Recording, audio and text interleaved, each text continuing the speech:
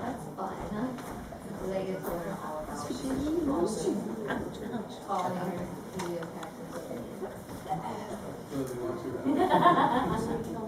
I'm so try. I got one that I'm pretty sure will do it. Shadow on my dog. You know, it might be like that.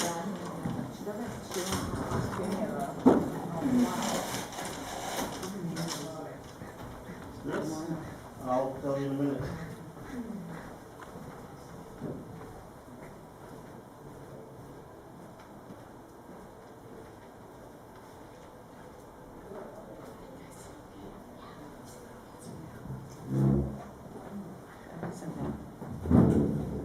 Okay, 1 minute to just take something. Yeah.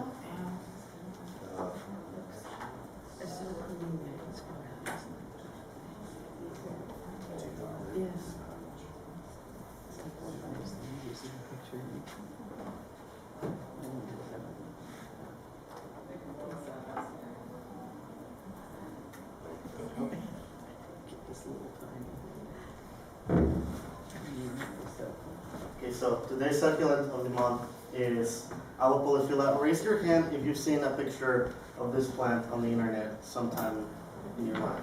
Okay, most of us. Raise your hand if you've seen a live one of these before. So not nearly as many.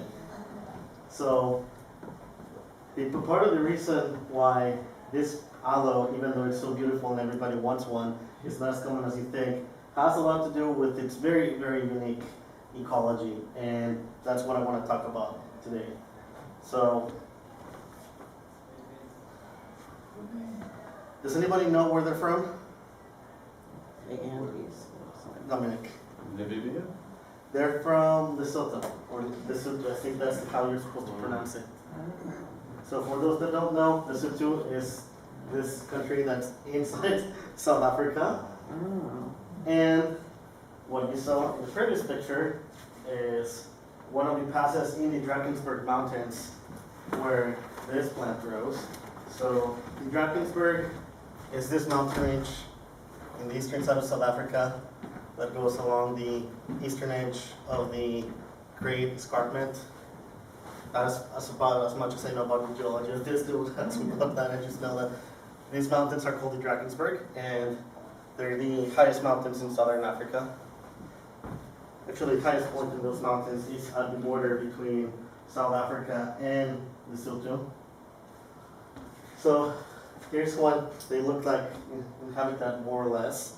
This picture is from the 70s, when now the top grower of this species in the US did his first expedition to see it in nature.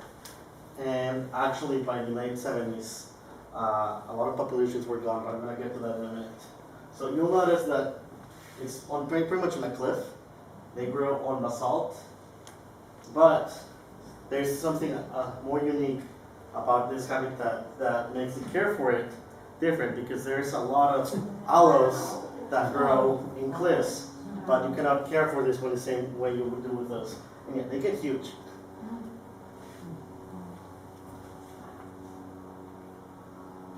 So here's another picture of it in habitat.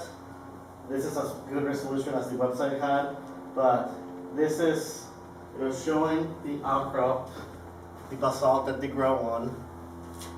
And if it had better resolution, you would notice that this is wet, that this is a seep. And that's why you have all these other plants growing on the rock and a lot of grass. This is actually festuca. We have festucas all over the United States as well. Okay, here's that picture again. Here's a specimen in flower. And another thing that is very unique about them is that they can tolerate cold pretty well. They're hardy to about zone 7 in a more Mediterranean climate, sort of like ours, where we will get some pretty low temperatures, but we won't get them every night like you would in other parts of the US that are also zone 7. So you could grow this in Olympia, but you couldn't grow it necessarily in New Jersey, because there's the same really low temperatures every day and not here, even though we do get some really low temperatures. Here's another set of cultivated plants. This is a Cistus nursery. Has anybody heard of Cistus nursery before? Yeah. Raise your hand. Okay, Love everybody that. should know about that nursery. Sean Hogan is the owner. He is great. He used to be a researcher for the Forest Service, then the curator for UC Berkeley, and then he moved back to Portland and started collecting too many plants, and then eventually turned his collection into a nursery. And he grows plants from all over the world, and most of the plants that his nursery carries have been collected by himself in nature. Most of the things that he likes are stuff from like China and New Zealand, Chile, and especially Western North America. They carry a lot of Western North American stuff that is not conventionally found in native plant nurseries. And last year they built a new crevice garden in the back, and he planted some aloe-polyphyllus. I think only one of them made it. I was there about 2.5 weeks ago, and I think I only recall seeing one of them. And that is because they don't like heat. Unlike a lot of succulents, they do not like heat because they grow at very high elevation, 7,000 feet to now 9,000 feet, in an area that gets constant drizzling year-round. It is drier in winter, but it is not bone dry like, say, eastern Washington is. And then through the remainder of the year, they will have constant fog and drizzle, so it never really fully dries out. So the altitude combined with the humidity just keeps it cool year-round. So anything higher than 70 is going to stress the plant out, and higher than 85 it might kill it. And one thing that is unfortunate about Portland, even though the climate is very similar, whenever there's a heat wave, they will have temperatures 10 to 20 degrees higher than we do here. And if you were paying attention to the weather, we had a lot of 85-degree and 90-degree days here in Washington, which means they have 100-degree days and 110-degree days in Portland. So I was happy to see that one of the plants made it. And like I said, because it rains constantly in its distribution range, one thing that you want to do to keep it happy, you don't want to let it dry out, you want to water it constantly. And they actually prefer to have a more organic mix. They do want it to be a well-drained substrate, so you want to add a little bit of sand, a little bit of pumice or perlite, or whatever inorganic component that you add for adding drainage to your substrate, but you will want to add at least 50% organics. You just want to add enough inorganics to have good drainage, but you don't want it to be entirely inorganic like you would with some other aloes, because then you're going to have to water it even twice a day. And the plant might not necessarily like that. So, does anybody want to take a guess on how old this plant here is? So it's grown from seed. It's a seed grown, not tissue? Yeah. Okay. They usually will not develop the actual spiral if they're grown from tissue culture, or they will offset like crazy, and each head is slowing the other, so that none of them get to this stage where they start spiraling. No guesses? 15 to 18. 3. Wow. 3 years from seed. And it could actually be bigger because I did not repot it this year. If you take care of them correctly, they grow like crazy. But the thing is, in the winter, you do want to protect them a little bit from our rains, because like you saw in nature, they still grow on very steep slopes, so they don't want a lot of water accumulating in the rosette.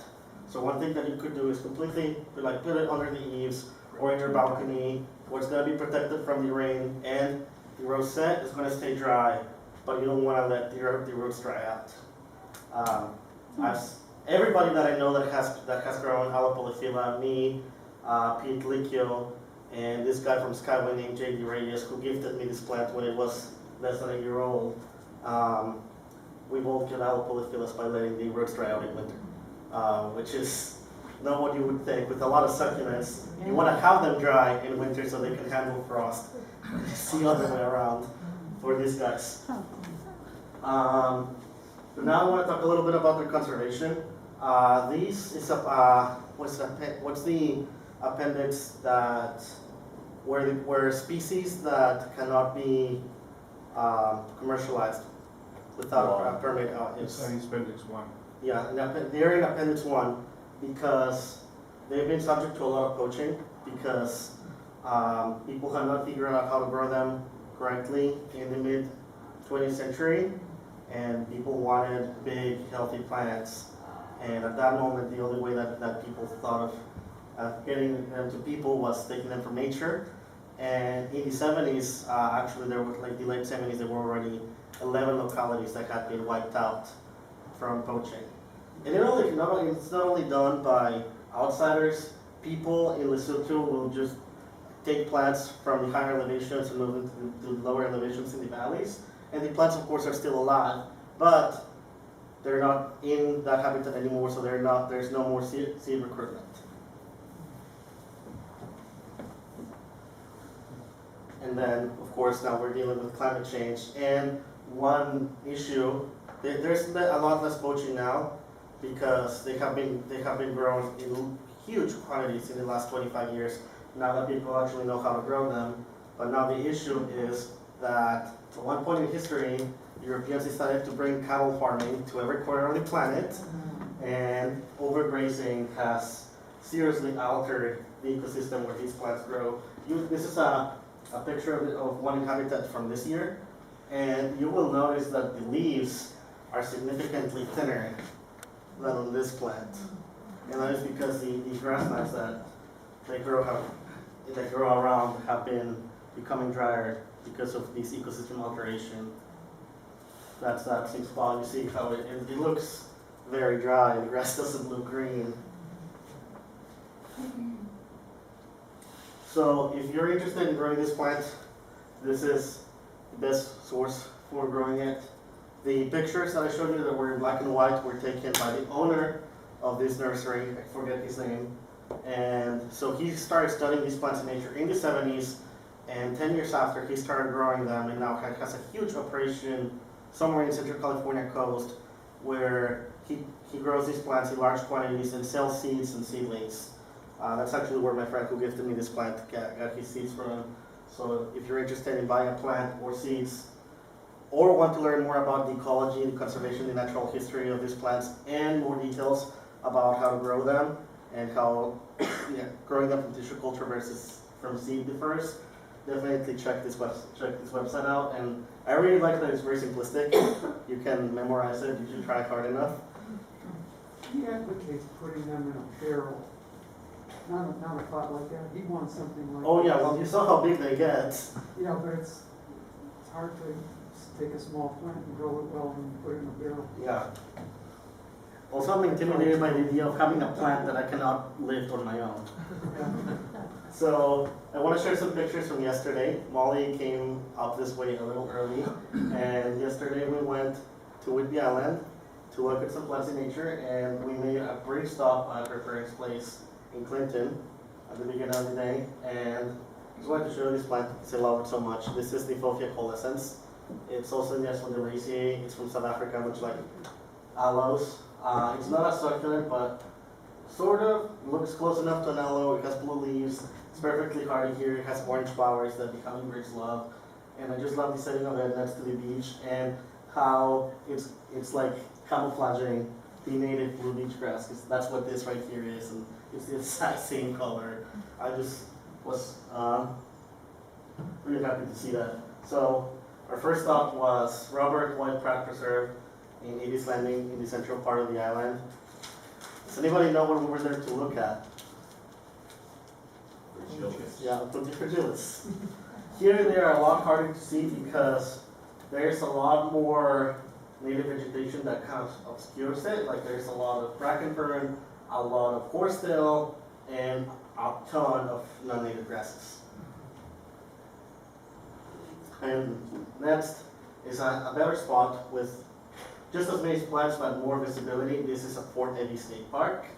And unlike Robert White Pratt Preserve, there are some slopes that are just level enough for an average person to walk on. The slopes at Robert White Pratt Preserve are near vertical, so you need hiking poles and a huge sense of security to go down them. Here, if you watch your step, you'll be a lot safer. You don't need hiking poles to be safe here. And yeah, it's just such a cool experience to see this cactus growing next to the ocean. It's in this part of Whidbey Island that faces the Strait of Juan de Fuca, so it has a more vast look to it than Puget Sound south of here does. So it is really a very unique place, and also just a really cool plant, and we love seeing cool plants in nature, right? You would be surprised by the size of these plants. So I believe these have the biggest pads of any fragilis form, and this is an average sized clump. There are some clumps up to this big, both here and at Robert White Pratt Preserve. And notice how this form has a little bit of purple in the young stems. That fades away, and the young spines are golden, and that also fades away to a more white color as they age. When you have like a big clump that has a ton of fresh new pads and it's backlit, it just shines amongst the grass. It's a really cool sight to see, especially in winter, because the grasses are not, there's not as much growth in the grasses, so they're a lot more visible. And they covered the entirety of these slopes on a 3-mile stretch, but once you get out of the little zone where we were, it gets back to this almost vertical slope. Here, a lovely habitat is being encroached by Scotch broom. I don't know if these state park plants do anything about that. I hope they do, because I did see some Scotch broom plants that had like Putifragilis clumps at the base of them that were eventually going to shade them out. That is not as much of a problem at Robert White Pratt Preserve because the wind there is a lot stronger, but there's gorse, which is a lot worse than Scotch broom starting to invade there. So gorse, it's very similar to Scotch broom. It's in the Fabaceae, it has yellow flowers, it's from Europe, but like I said, it's worse because it's spiny, it is very stiff, and it produces a really high quantity of flammable oils. And instead of being a shrub that keeps getting taller and taller, not necessarily wider, if you see a really old Scotch broom, they might be up to 8 feet tall without being too wide. Whereas if you let it, with several decades, a gorse plant could take over this room. They don't get very high, they just keep expanding. And I've actually removed some gorse there and found dead Putifragilis underneath it. But the absolute worst aspect of it is that it produces, like I said, a high quantity of flammable oils. Actually, the first town where that plant was introduced in the United States burned down after a few years after it took over because of the oils that they produced. And I just wanted to briefly mention, because somebody brought a whole bunch of aloe arborescens seedlings. This is what you're getting. They get huge. They get this big. They use this landscape plant in California because of their size, so just know what you're getting. Which aloe is that? Arborescens, that is the Oh, what those really? tiny Oh, seedlings are. That's it. Does anybody have any questions or comments? Wow. That's great, Jose. Thank you. Yeah, thank you. Yeah.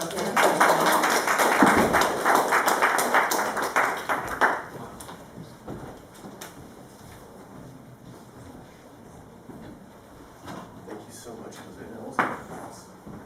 All right, everyone, it's break time. Let's get some refreshments.